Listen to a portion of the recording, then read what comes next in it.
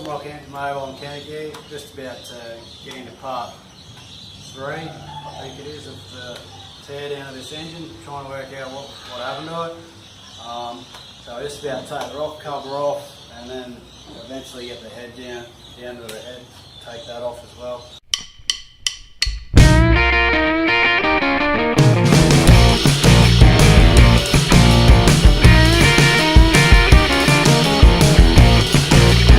Cover gasket. Alright. So, under here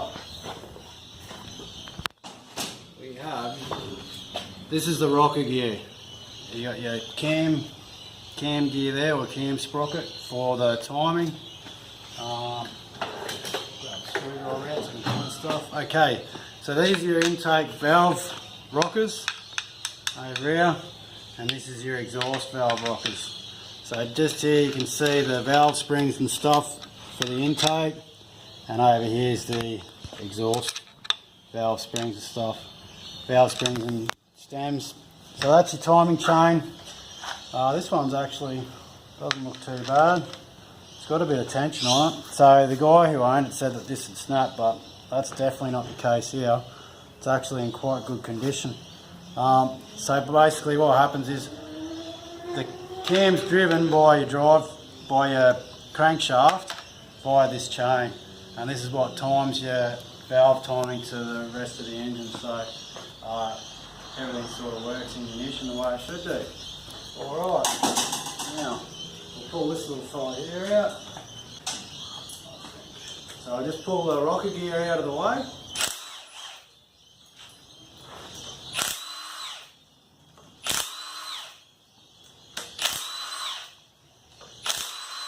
So you can see a bit of the water there that's come up the top here, a bit of condensation and stuff in there. Alrighty, so that's the exhaust rocker gear out of the way.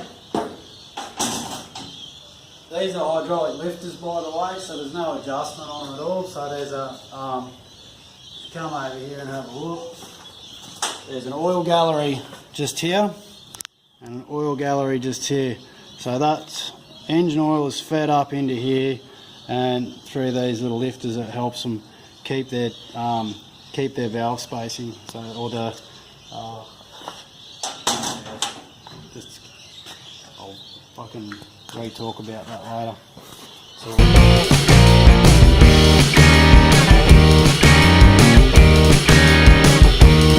now that we've done that, we've uncovered the cam. You can see the lobes here.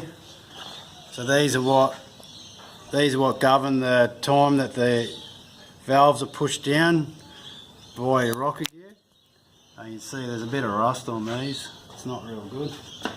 Probably been a bit of water in this for a while by the look of that. A few marks there. So yeah, alright. So what I'll do now is I'll take this timing gear off, gun to get that.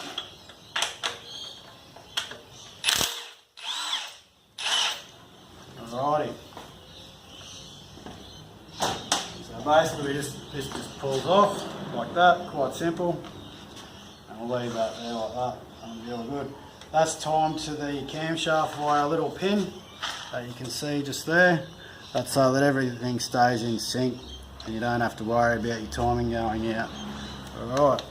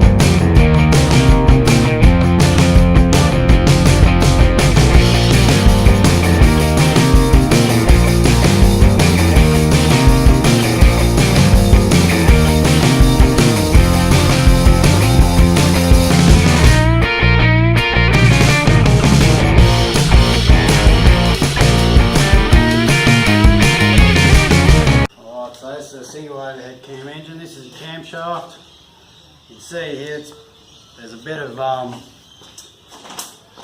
residue, dirty old oil through here. So it just shows that it hasn't really had that good a service life either. Because this is also an oil gallery where the oil flows up in to lubricate the camshaft on its guides there. Alright, you can see there's a couple of oil galleries inside the camshaft itself as well, just to keep everything lubricated. And you can see there's the main oil gallery here, so this would be where it feeds, and then it'll go through the camshaft and down onto the cam rolls.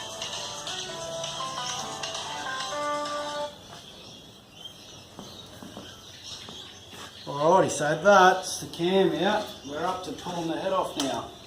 Now when you're pulling the head off of an engine, it's always good to do it in the reverse order of the tightening sequence. So, said, you want to pull the head bolts the same in the reverse order of the tightening sequence. So what I've gone through is numbered them all so that I don't get lost.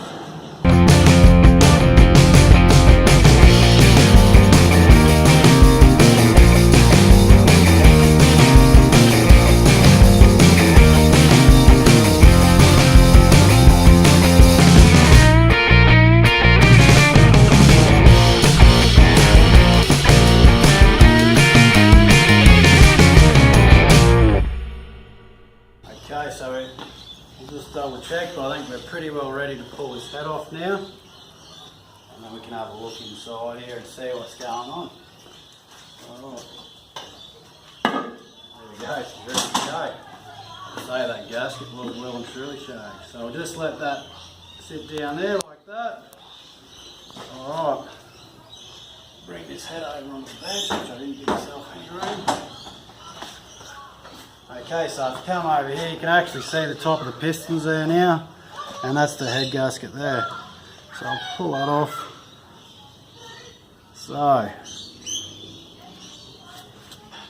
there's a bit of, you can see a bit of a gap there. Can't really see anything in the top here though, where you can see the witness of the water, or the water jackets. But they can't see where they're mixing in with the oil there. I'll just be careful with this, try to get it off nice and gentle. There we go. Try and lift it off this here. I'll see what we can see under here. Alright.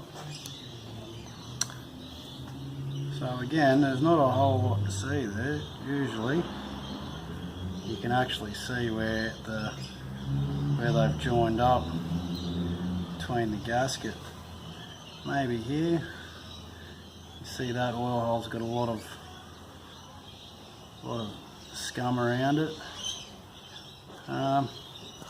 So yeah, it's a bit hard to say really whether that water's sort of got through. But as you can see, that's the tops of the pistons, or the piston crowns. And at the moment we're sitting on number one, looks like be on just about bottom dead center. So I'll just turn this over and you can actually see what's happening in here. This, obviously the timing chain's not going to do a lot because it's disconnected, but you can see as I wind the engine over, going up and down. So I'll probably stop here because I don't want to jam up that. You can see, I think number one is where our problem would have lied. You can tell by that rust and stuff that's sitting on top of it. So yeah, righto. So that's the head. I'll show you underneath quickly. Roll it over on the side. So you can see there's obviously had a lot of water in it for a fair while. So we've got our two intake valves and our exhaust, and once again this is number one. There's probably a bit more actually to see here, As you can see, there's a bit of a witness mark there where stuff's sort of been leaking through that head gasket. So I'd say that it is a head gasket failure. Can't rule out any cracks in the crankcase though, so we'll check that out in the next video after we pull the pistons and rods out and the crankshaft out. And we'll go through, take the sump off, have a good look around and see what's going on there. But as you can see, there's a fair bit of rust around number one, so that's definitely going to be where our issue is, and that's where we're going to focus our attention, I think, once we start getting into it a bit more. We'll have to clean this up and try and see if we can see any cracks and get a crack tester out and see what we can find. Hopefully we'll find the main cause of the issue. Anyway, stay tuned. We'll see you again next time, and stay safe.